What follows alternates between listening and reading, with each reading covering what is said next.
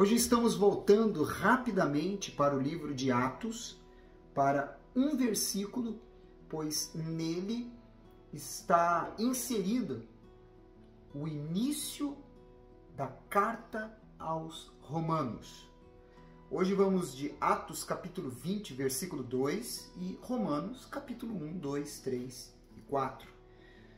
No livro de Atos capítulo 20, versículo 2 diz: havendo atravessado aquelas terras, fortalecendo os discípulos com muitas exortações, dirigiu-se para a Grécia. Chegando à Grécia, inicia-se a carta aos Romanos. Devemos aprender com o apóstolo Paulo que jamais podemos abandonar ou desviar do propósito que Deus tem para as nossas vidas.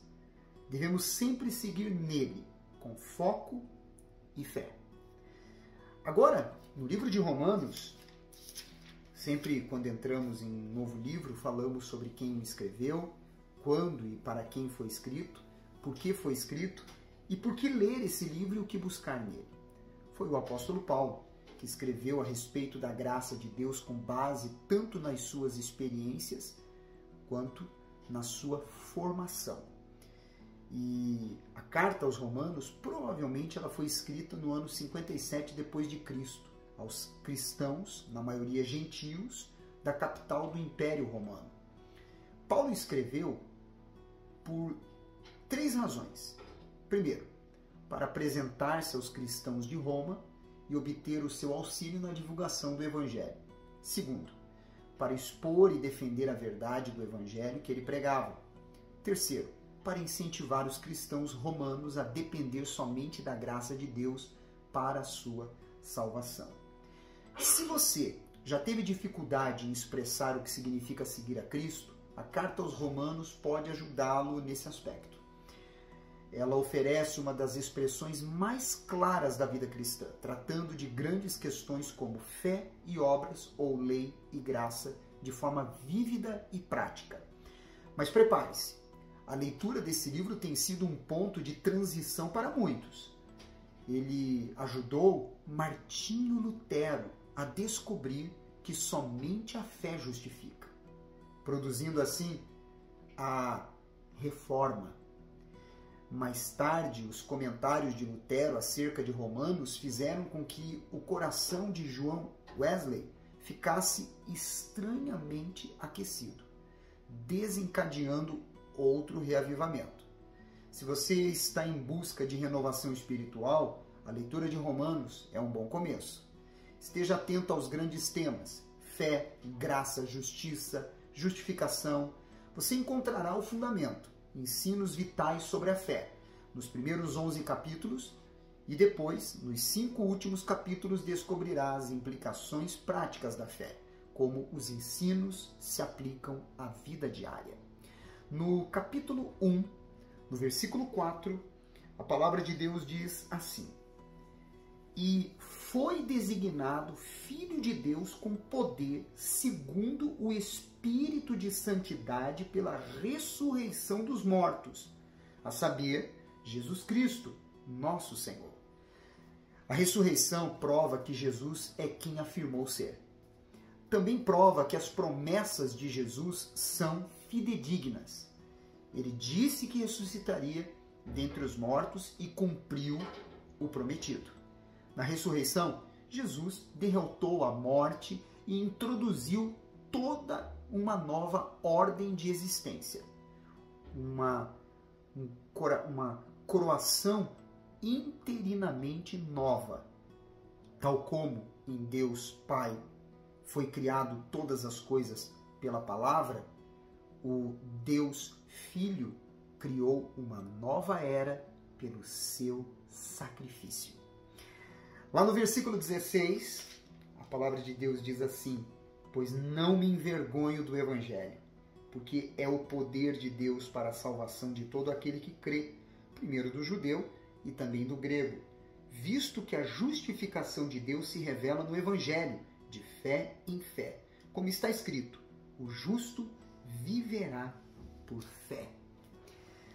Historicamente, o plano de Deus começou nos judeus, sendo confirmado em Jesus, que veio como judeu, e se estendendo para toda a humanidade que a ele se rende pela fé e não por nossos méritos. É aí que se revela a graça de Deus a todos nós. E foi exatamente aí que Martinho Lutero teve seus olhos espirituais abertos para romper com a religiosidade e se entregar verdadeiramente àquele que traz o Evangelho das Boas Novas, o Senhor Jesus Cristo. No versículo 18 ao 21, diz: a ira de Deus se revela do céu contra toda impiedade e perversão dos homens que detêm a verdade pela injustiça. Porquanto, o que de Deus se pode conhecer é manifesto entre eles, porque Deus lhes manifestou.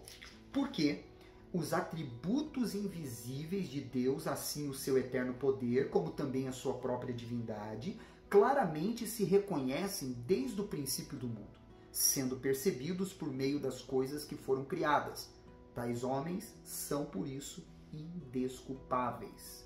Porquanto, tendo conhecimento de Deus, não o glorificaram como Deus, nem lhe deram graças. Antes, se tornaram nulos em seus próprios raciocínios, obscurecendo-lhes o coração insensato.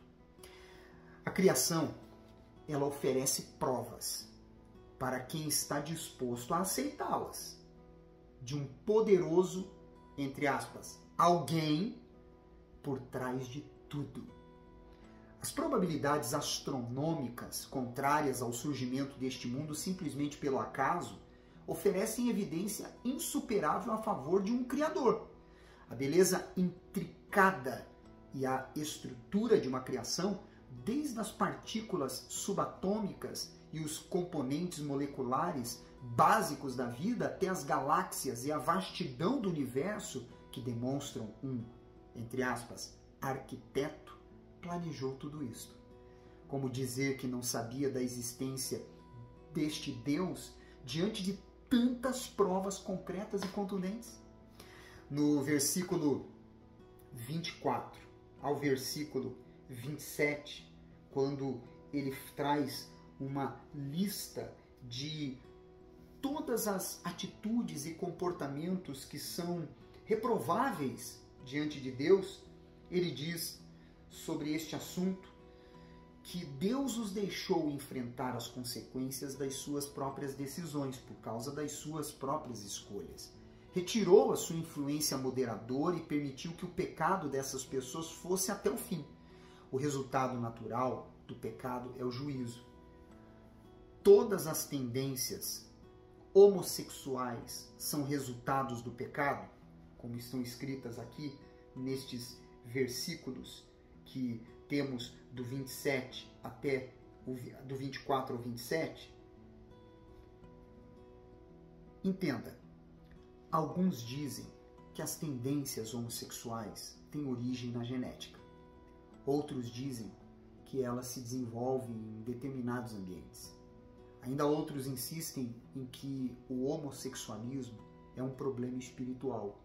Paulo descreve a prática do homossexualismo como algo contrário à natureza, distorcido pela desastrosa influência do pecado no mundo.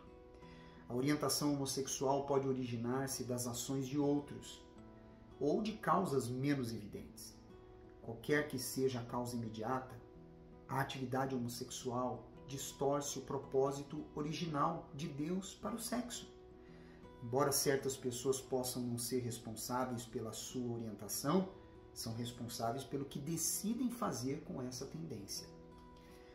No versículo 28 ao 32, ele continua falando sobre atitudes reprováveis e alguns ouviram a palavra de Deus que adverte quanto ao juízo resultante do pecado.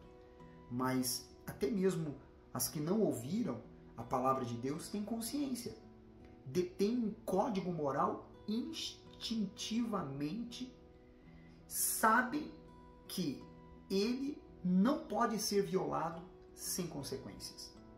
Por que você acha que as pessoas fazem certas coisas escondidas? o que está lhe acusando para cometê-las em off? Tais violações, não importa quão pequenas, sempre conduzem a algum tipo de morte. Algo, aos poucos, vai morrendo dentro da alma. Lá no capítulo 2, no versículo 1, ele diz: portanto, és indesculpável, ó homem, quando julgas quem quer que sejas, porque no que julgas a outro, a ti mesmo te condenas, pois praticas as próprias coisas que condenas. Não devemos julgar ninguém, mas orar por aqueles que, aos nossos olhos, estão em um caminho e comportamento inadequado. Devemos sempre que formos tentados a julgar alguém, lembrar dos nossos erros, falhas, pecados e pedir misericórdia a Deus para as nossas vidas. No versículo 25 ao 29, ele entra no assunto falando sobre a circuncisão. E a circuncisão, ela era um sinal da aliança entre Deus e o seu povo mediante a lei. No entanto, sob a nova aliança, a circuncisão tornou-se símbolo de dependência do esforço humano e do legalismo, não da graça de Deus, tal como o costume religioso e determinações impostas por instituições nos dias de hoje. Mais importante que um sinal exterior é a realidade interior. Depois que nos oferecemos ao Senhor, o Espírito pode, utilizando uma figura de linguagem, cortar em volta o nosso coração, como se estivesse circuncidando o nosso coração, retirando tudo que impede de ser totalmente consagrado a Deus. Essa obra da graça, pela fé, que torna alguém interiormente comprometido somente com Deus. No capítulo 3, do versículo 28 e 31, a palavra de Deus diz assim, veja só, versículo 28, ele diz: concluímos, pois, que o homem é justificado pela fé, independente das obras da lei. Aí o versículo 31, anulamos, pois, a lei pela fé? Não, de maneira nenhuma. Antes, confirmamos a lei. A lei servia para apontar o pecado e a condenação do homem. Já a graça do nosso Senhor Jesus aponta para o perdão, salvação e redenção mediante a fé. E não por nossos méritos. Por exemplo, se eu furo o sinal vermelho, a lei determina que eu seja multado. Mas do que serve a lei para mim se quando o sinal fica vermelho, eu paro? Ou seja, estou acima da lei, por não praticar a infração. A lei do trânsito serve para aquele que tem a tendência a praticar a infração. Mas quem anda corretamente, a lei não o condena. No versículo 1 ao versículo 3, fala sobre Abraão ter sido justificado.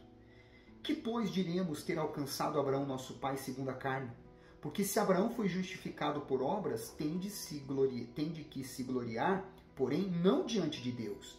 Pois, que diz a Escritura? Abraão creu em Deus, e isso lhe foi imputado para a justiça. Paulo incluiu Abraão por ser a evidência número 1 para os judeus. O primeiro a ser chamado amigo de Deus, como está escrito em 2 Crônicas 20, versículo 7. A maneira pela qual se tornou amigo de Deus apoia a argumentação de Paulo. Abraão não ganhou a amizade de Deus por obras, simplesmente levou a sério e creu na sua promessa. E isso, vivendo antes da lei existir, ou seja, na era da lei da consciência, pois já estava inscrita por Deus dentro dele.